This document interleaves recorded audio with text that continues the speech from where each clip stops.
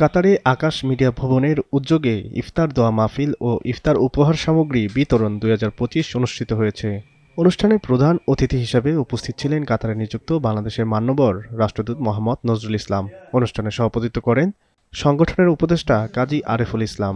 বিশেষ অতিথি হিসেবে উপস্থিত ছিলেন আবু বকর সিদ্দিক।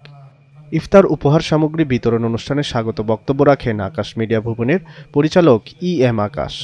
সাংবাদিক ইসুফ পাটোয়ারি লিংকনের পরিচালনায় বক্তব্য রেখেছেন মীর আহসান হাবিব হাসান, বেলায়েত হোসেন আরজু, সাংবাদিক আকবর হাসান বাচ্চু। এ সময় রাষ্ট্রদূত আকাশ মিডিয়া ভবনের পরিচালক এম আকাশকে ধন্যবাদ জানিয়ে বলেন, এ ধরনের আয়োজনের অন্যান্য প্রবাসীদেরও এগিয়ে আসা উচিত। দোয়া ও মোনাজাত পরিচালনা করেন মাওলানা কাউসার।